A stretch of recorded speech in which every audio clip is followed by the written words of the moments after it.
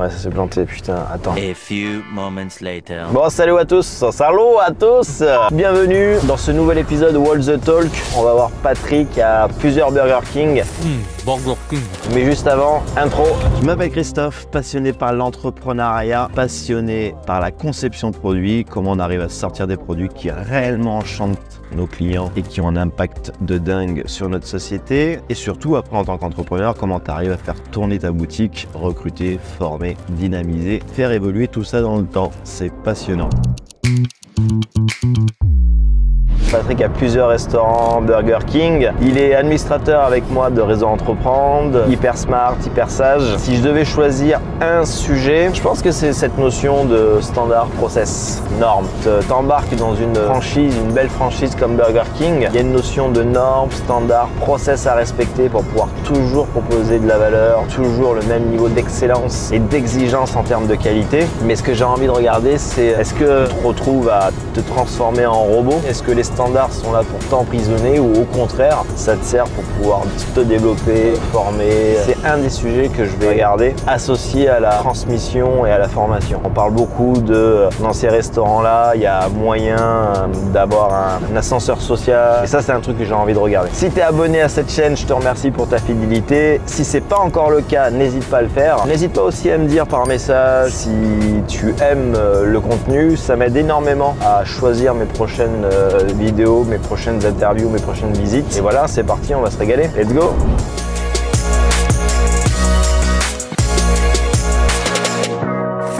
Burger King.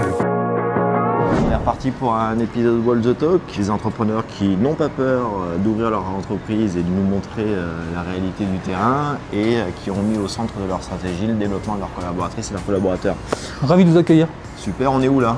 Là, on est au Burger King de Narbonne, donc Narbonne Bonne Source, sur le parking du centre commercial de Carrefour. Donc là, vous avez devant vous un des symboles de Burger King, donc en l'occurrence notre fameux trône, très apprécié par les enfants et par les plus grands aussi d'ailleurs en l'occurrence. C'est quoi un peu l'histoire de ce... On est quand même les rois du hamburger. Un roi sans trône, c'est pas possible quoi, il faut qu'il ait au moins un trône. Une idée que l'on a eue, qu'on a partagée avec Becca, et Becca a dit écoutez, l'idée elle est séduisante, donc testons-la et on voit si ça a un intérêt ou pas. Manifestement, ça a un intérêt. En termes de surface, il y a combien là? En gros, sur 450 mètres carrés. On a 250 places assises à l'intérieur. On a une terrasse de ce côté et une autre de l'autre côté. Une aire de jeu extérieure et une aire de jeu intérieure. On a vraiment tout pour que nos clients soient bien accueillis. Comment vous avez vécu le passage découvert en plastique? Ah, ce qu'on appelle le réemployable. Ouais.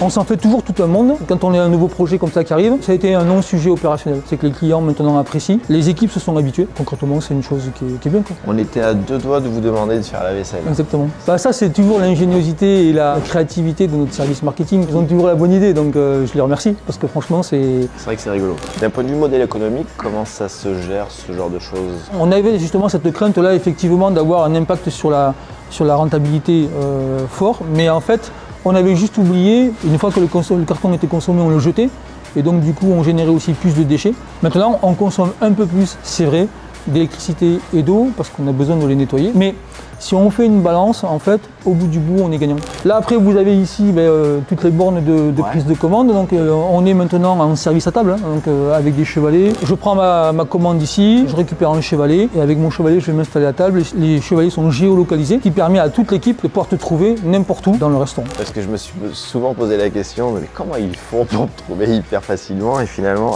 en fait, dans les plafonds, il y a toute une armée de hubs. Sous les tables, de temps en temps, il y a aussi des éléments électroniques qui permettent en fait la communication avec l'écran que vous voyez là-bas au fond, qui lui localise en fait le chevalet. Avant, j'étais obligé de moi-même prendre mon plat, etc. Exactement. Là, maintenant, je m'installe, je commande, donc plus de service, plus de confort. Comment les équipes, les employés savent qu'ils sont en train de réussir d'un point de vue timing? Là, vous avez un outil qui sert en fait à faire les préparations de commandes. D'accord. Donc là, il y a une commande et typiquement cette commande, ça fait 3 minutes 42 que la cliente ou le client a pris sa commande. C'est quoi généralement l'ordre de grandeur en termes de temps? C'est servi au bout de combien de temps? Le standard chez nous, c'est 2 minutes 45. 2 minutes 45. En moyenne, on est plutôt autour des 4 à 5 minutes. Comment le manager sait qu'elle est dans une situation où elle est en surcharge? Le chronomètre, en fait, dès qu'on passe les 5 minutes, il devient rouge. Ok. Ce qui permet au manager de se dire, ah là j'ai des commandes en rouge, donc il me manque un produit. Ok. Quel produit est-ce qui manque et comment je débloque ma commande? Les habitudes de consommation ont changé. Aujourd'hui, une pause, c'est 45 minutes, 1 heure. La personne qui travaille dans le coin et qui vient manger chez nous, elle a une demi-heure pour manger. Entre le moment de venir et le moment de repartir, il lui reste une demi-heure. Donc il faut vraiment qu'on serve le plus rapidement possible pour qu'elle puisse prendre son temps pour manger. La restauration rapide, c'est du service rapide. Après, la restauration, c'est on se restaure le temps qu'on veut. On va aller derrière? Ouais, avec plaisir. Allez. Venez. On va revenir donc là sur le réemployable. Comment vous avez vécu le passage des couverts en plastique? On appelle le réemployable notre plonge. Il y a une bac de désinfection, il y a un bac de nettoyage, un bac de rinçage et vous avez après une machine à laver et une machine à sécher la vaisselle. Okay. L'idée étant que non seulement on ait un produit qui soit nettoyé, désinfecté et séché parfaitement. Après là on va arriver dans toutes les parties zones de stockage où on va mettre toutes nos matières premières. Donc avant de commencer, je vais vous mettre une charlotte. Donc en fait après c'est comme à la maison, c'est un frigo et un congélateur. La seule chose qui va changer c'est la taille. Donc là vous avez notre congélateur qui est immense. En termes de stock, t'as combien là? En gros on a 4 jours de stock. 4 jours de stock. Comment tu fais pour gérer le côté saisonnalité, pic de charge? L'été on passe à 4 livraisons par semaine. Okay. Froid négatif, froid positif, négatif moins 18, moins 22. Enregistré, on a un système qui nous permet donc de surveiller nos températures. Et froid positif, on a plus 2, plus 4. Ok.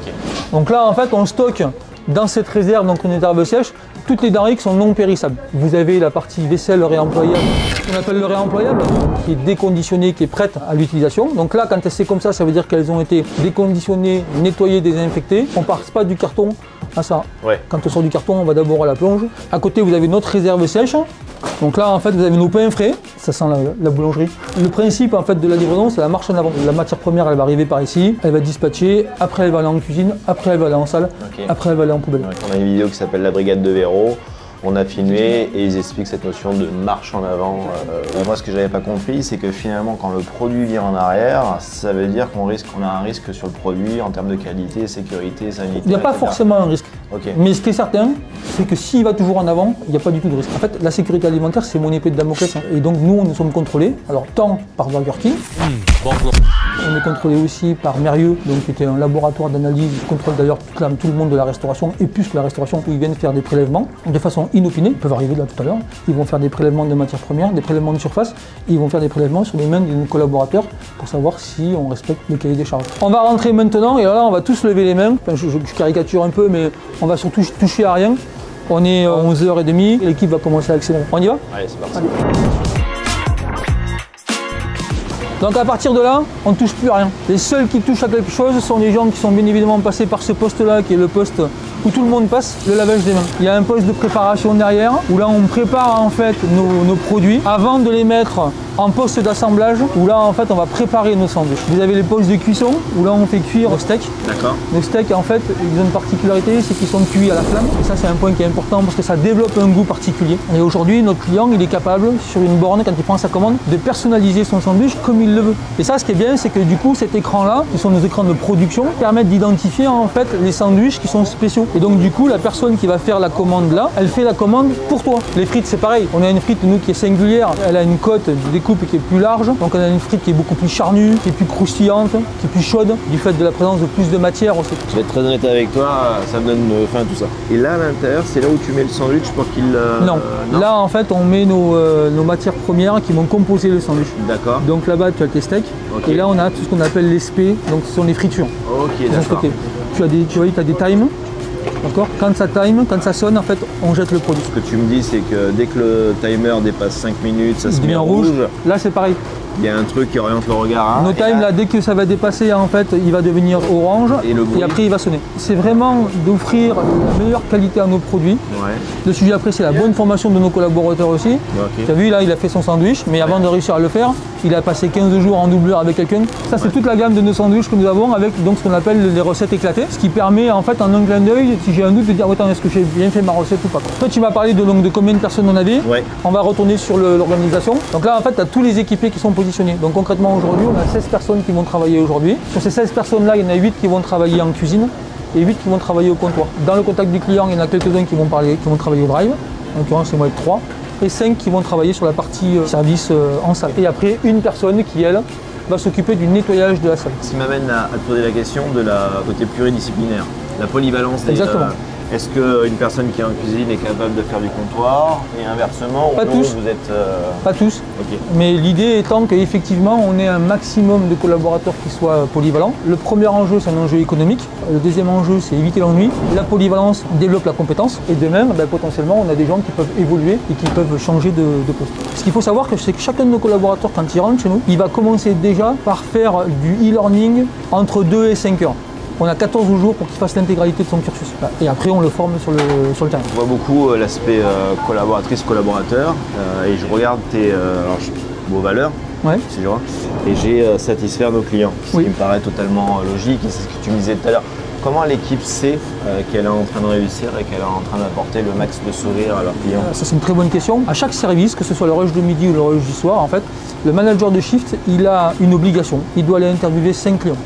Ah, Il doit demander à 5 clients, vous avez mangé, comment ça s'est passé. Il a un petit questionnaire à remplir. Et il a après l'obligation de venir derrière pour expliquer à l'équipe quel est le perçu du client sur la partie du produit. est-ce qu'on peut voir un questionnaire d'hier ou c'est possible ça? Il faut que je t'en trouve un. La satisfaction du client est au centre. Donc on voit beaucoup la partie collaborateur, développement. Et par contre la question que je me pose c'est comment on arrive à aligner le sourire du client sur le sourire du collab.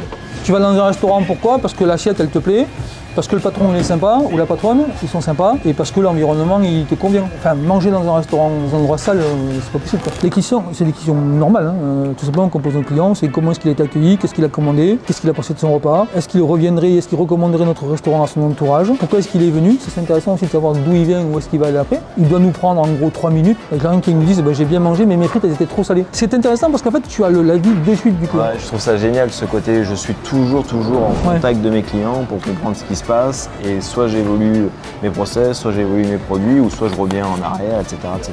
Merci infiniment. Merci à Un vous. mot de la fin, tu aurais quelque chose à À table.